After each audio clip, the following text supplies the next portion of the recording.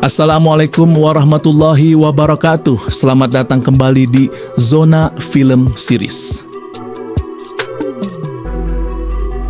Kali ini kita akan membahas kelanjutan kisah dramatis dalam El Chapo episode 2. Episode ini melanjutkan cerita setelah El Chapo mulai menunjukkan ambisinya untuk menjadi bos kartel narkoba yang disegani. El Chapo yang sebelumnya hanyalah pion kecil dalam bisnis narkoba, kini mulai menunjukkan ambisi dan keberanian luar biasa untuk mengambil alih kekuasaan di tengah dunia kriminal yang brutal dan penuh intrik. Setelah membuktikan dirinya dengan keberhasilan membangun terowongan lintas batas, ia kini melangkah lebih jauh, menantang penguasa lama yang memandangnya remeh. Episode 2 dimulai dengan suasana tegang saat El Chapo mencoba memperluas pengaruhnya ke wilayah yang dikuasai oleh kartel paling berbahaya di Meksiko. Bersiaplah untuk menyelami intrik politik, pengkhianatan, dan strategi licik dalam dunia kartel narkoba Meksiko. Peringatan, video ini mengandung spoiler dari serial El Chapo episode 2. Jika kamu belum menontonnya dan tidak ingin mengetahui detail alur cerita, saya sarankan untuk menunda menonton video ini.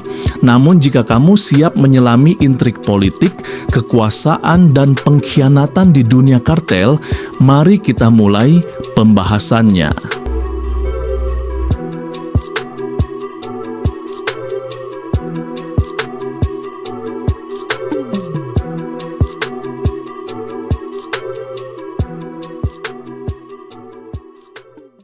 Ambisi El Chapo dan penolakan Avendaño.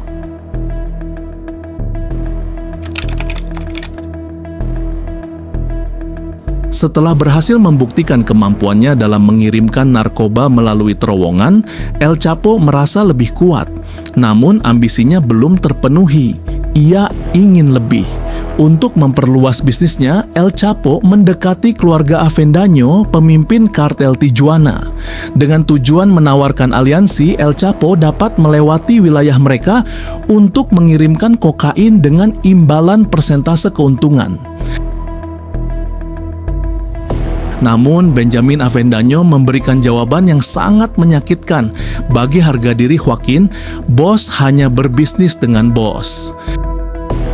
Y no me lo tomes a mal, chavo. Pero los que somos patrones solamente nos asociamos con patrones. Penolakan ini menjadi awal dari konflik berdarah antara keluarga Avendaño dan El Chapo. Penolakan itu bukan hanya menutup pintu kesepakatan, tapi juga menjadi penghinaan pribadi bagi El Chapo.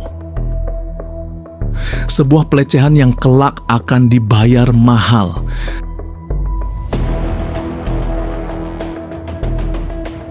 Penyusupan diam-diam. Tak tinggal diam atas penolakan itu, El Chapo memutuskan untuk tetap menyelundupkan narkoba melalui wilayah Avendaño, tapi kali ini secara diam-diam tanpa izin mereka. Ia menyamarkan narkoba dalam kaleng makanan dan mengatur rute baru yang bisa memotong waktu serta melewati pengecekan aparat.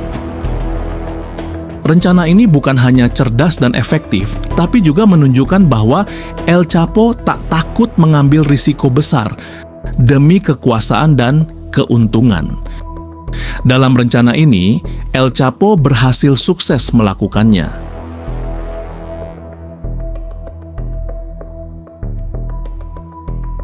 Pengangkatan resmi sebagai bos. Keberhasilan operasi tersebut tidak luput dari perhatian para petinggi kartel, dan pada akhirnya El Chapo secara resmi diangkat sebagai bos wilayah TKT oleh Miguel Ángel Félix Gallardo. Felicidades, patrón. Eso, pinche Chapo. Por Miguel Ángel. Dengan posisi barunya, ia tidak hanya memperoleh kekuatan operasional yang lebih luas, tetapi juga memiliki hak untuk membentuk aliansi dan mengendalikan pasukan sendiri. Bagi Joaquin Guzman Loera, ini bukan sekadar promosi. Ini adalah langkah awal menuju impian besarnya sebagai penguasa dunia narkoba. Ketegangan dengan keluarga Avendaño. Namun, kenaikan pangkat El Chapo justru memperburuk hubungan dengan keluarga Avendaño, terutama dengan Ramon yang melihatnya sebagai ancaman langsung terhadap kekuasaan mereka. Dalam sebuah pesta ulang tahun Don Ismael, ketegangan memuncak. Terjadi tragedi penembakan brutal sahabat El Chapo Armando Rayo Lopez. ¡Ramón! Armando Rayo Lopez adalah pembunuh bayaran untuk kartel Sinaloa di bawah pimpinan Joaquin El Chapo Guzman Loera.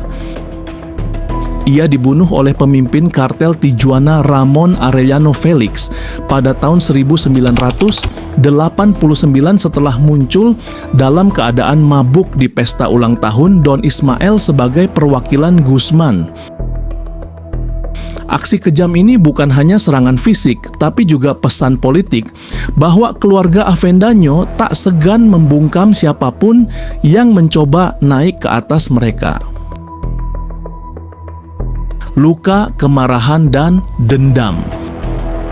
Kematian Rayo mengguncang El Chapo secara emosional karena Rayo bukan hanya tangan kanan, tapi juga sahabat yang setia mendampinginya sejak awal perjuangannya. Dalam duka dan amarah, El Chapo berjanji bahwa darah akan dibalas dengan darah. Hacen menos y luego matan a mi representante. Hasta aquí llegaron los Avendaño, güero. Dan Ramon harus menanggung akibat dari tindakannya. Dari titik ini, cerita El Chapo berubah menjadi balas dendam yang penuh strategi dan kehancuran, menandai awal perang kartel berdarah di wilayah barat Laut Meksiko. Untuk membalas dendam sekaligus mengamankan wilayah kekuasaan, El Chapo mulai merekrut bekas anak buah Felix Gallardo yang tercerai-berai setelah pemimpin mereka ditangkap. Ia juga mendapat dukungan dari Guero Palma, seorang sekutu lama yang juga punya kepentingan melawan Avendaño. Dengan gabungan kekuatan militer dan koneksi politik, El Chapo kini punya cukup sumber daya untuk melawan kartel Tijuana secara frontal.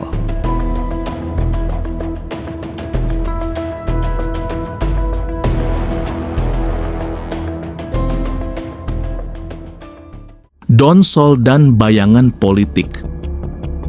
Sementara perang antar kartel mulai membara, Don Sol, seorang politisi muda ambisius, mulai mendekati figur-figur penting dalam dunia kriminal demi kekuasaan. Ia menyadari bahwa El Chapo adalah kunci dalam permainan kekuasaan yang bisa digunakan untuk kepentingan pribadi maupun politik. Dalam bayang-bayang, Don Sol mulai merancang jalan menuju kekuasaan nasional dengan mengandalkan kekacauan yang ditimbulkan oleh perang antar kartel. Kehidupan pribadi yang retak. Di tengah kekacauan ini, kehidupan pribadi El Chapo juga penuh gejolak.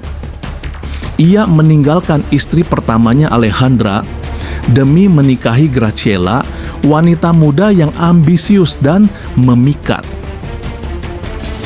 Cabrón. Keputusan ini bukan hanya mencerminkan karakter impulsifnya, tapi juga memperlihatkan bahwa dalam dirinya terus bertarung dua sisi. Seorang pria berkeluarga dan penguasa kejam. Namun bahkan di balik hubungan cinta dan kemewahan, bayang-bayang pengkhianatan dan bahaya selalu mengintai setiap langkahnya.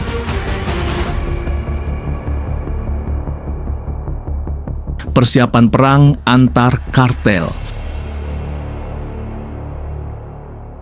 Episode ini berakhir dengan El Chapo mempersiapkan serangan besar terhadap keluarga Avendaño sebagai langkah nyata untuk menegaskan kekuasaannya.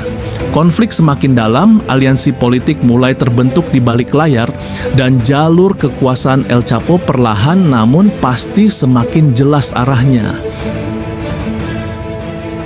Sementara itu, Don Sol dan pemerintah mulai menyadari bahwa El Chapo mungkin menjadi bos narkoba paling berbahaya.